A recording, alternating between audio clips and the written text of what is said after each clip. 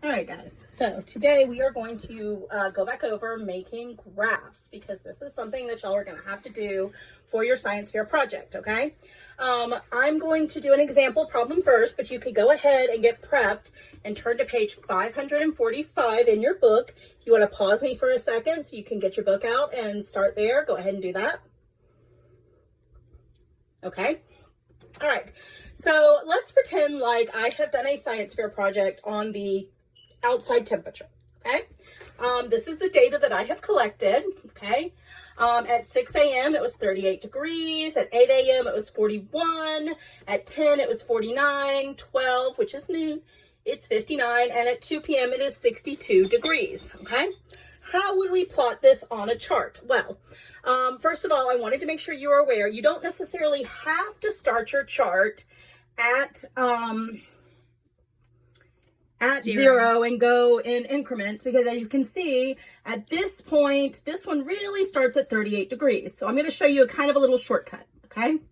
If you take your chart and you kind of make a little zigzag, that lets people know that you skipped data that's not necessarily relevant. Okay. You are going to want to start at a point that is lower, since these are temperatures going up, than your lowest temperature. So I'm going to start at 36 degrees. Okay.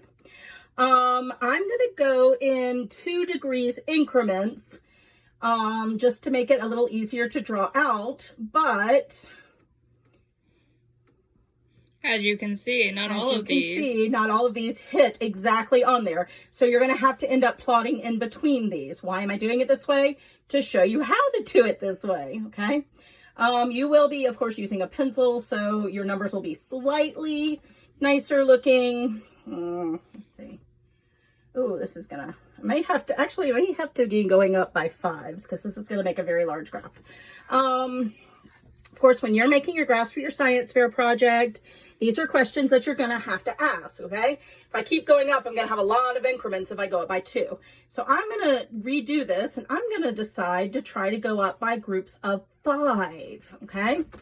All right, so I'm going to start below our lowest one. Our lowest one is 38, so I'm going to start at 35, okay? I'm going to do 35, 40, 45, 50, 55, 60, 65. That's it. And that should be it. Now, I am so sorry. Let me backtrack just a minute. Why am I putting all of these on the on the y-axis? Let's talk about what your x-axis and your y-axis are for. Your x-axis is the data that you are manipulating. You are manipulating the time, okay? So we are starting at 6 a.m., okay? These are the times that are going to stay steady. We are checking it every 2 hours, okay? The data that is variable that we're testing is what's going on the y-axis. In this case, we are just testing temperature, okay? So temperature is what's going on the y-axis this time, okay? 10 a.m., 12 p.m., 2 p.m. Okay? All right. So how do we find data points? Okay. Well, you go x-axis first, then y-axis. And this is because the x-axis is what's getting tested. It's what's steady. Okay. The y-axis is what is changing or what you're testing for. Okay. So at 6 a.m. it was 38 degrees. Well, here is 6. I'm going to go up. 38 would fall somewhere right around here. Not quite at 40, but closer to 40 than 35. Okay. 8 a.m. it was 41. So that's going to be a little bit higher than 40. So I'm going to go up above the 8 a.m. and just above the 40 to 41. Okay. At 10 a.m. it was 49. Well, 49 is almost to this 50. So I'm going to come out here. Okay. I'm going to come up here. And this is where they intersect. Okay. At 12 p.m., it is 59. Well, that's almost to 60. So I'm going to follow my 60 out. I'm going to follow my 12 p.m. up. And it's going to be right about there. Okay. And then at 2 p.m., it is 62. Okay. Wait, I didn't follow that one very well. There we go. All right, 62 is going to be just a little bit above 60. So it'll be right here, 2 p.m. Okay. All right. So as you can see, our data, okay, you're going to start at 0. Always start at 0 because this is your origin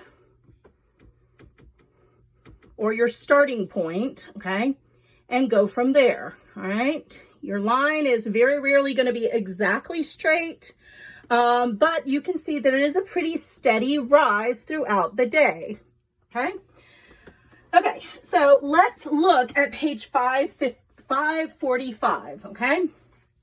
If you would like to try this experiment at home, please go ahead. I will give you some extra credit for it. It'll be nice and fun, but we are gonna read over the experiment and then pretend like we have done it to answer the questions on the next page, page 546, okay? All right, so what do we need for this? We need, we are testing water temperature and how it changes over time when you add ice cubes. So the first thing you're going to do is fill the paper cup about halfway. Okay, so if this is our paper cup, okay, we're going to fill it about halfway. Okay, we're going to stick the thermometer in. The thermometer has a little bulby at the end, okay? And test the temperature before we start. Why do you think we're going to test it before we start? Well, that is indeed the first question on the next page. Why would you test the temperature at no seconds, okay? If you think about this for a minute, it'll make a lot of sense, okay? You have to have a starting point. Before you change anything, before you do any kind of experiment, you need to know where you're starting from, okay? If you don't, then you're not going to know, your data is not going to really mean anything, okay? You're not going to know how it changed. So the first thing we're going to do before we even add ice cubes is go ahead and test that. That is actually the answer to number 1, okay? All right. Excuse me. Okay. After that, we're going to put the thermometer in, test it. After we recorded our initial data, then we're going to add ice cubes. Okay, so what do you think those ice cubes are going to end up doing to your water? Okay, if you answered make the temperature colder over time, it will. If you look at the chart on page 545, it is testing it at no seconds before you add ice cubes, and then every 10 seconds for a whole minute to see how much that water cools off, okay? Kind of get that in your head and imagine, and let's go ahead and answer those questions, okay? Number 2 says, describe what happens to the temperature of the water in 60 seconds, okay? Well, imagine this. What do you think is going to happen to the temperature of the water? Okay, if you add it, it's going to start getting colder. You are correct. Why do you think that happens?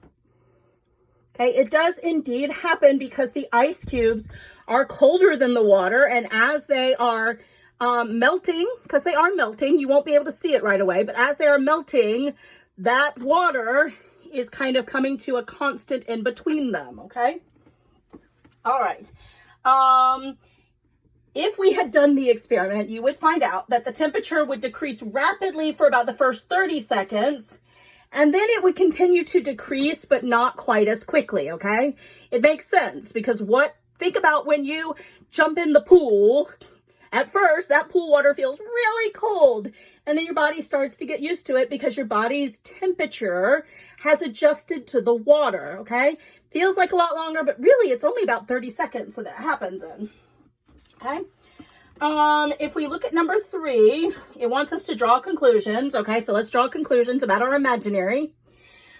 It says, analyze your observations of the temperature of the water during the 60 seconds and explain what you think would happen to the temperature if the experiment continued for 60 seconds longer, okay? Well, if it increased a lot in the first 30 seconds, okay, we're just gonna erase this. Basically, what the experiment was telling us is it would increase a lot over the first 30 seconds and then kind of level out like this. So if we continued it for the next 60 seconds, what do you think is going to happen? Yeah, it would probably keep steady at this new rate, maybe even slowing down a little bit more, okay? All right. So next we are going to graph this data, okay? So graphing the data would be the same as what we did here, okay? You would label your x-axis. Your x-axis is, of course, the bottom one. So what is going to be on this one? Okay, if you guessed the time, you would be correct because that's what we're testing. We're testing it at 10, 20, 30, and so on and so forth, okay? Again, the x-axis is going to tell you what is it that you're testing? You're testing, that's the thing that stays constant. What stays constant in this case is the amount of time in between when we check, okay? What is going to change in this one? Well, what is going to change, and I actually drew this upside down, sorry. What is going to change is the temperature. So let's just pretend it started at 75 degrees, okay?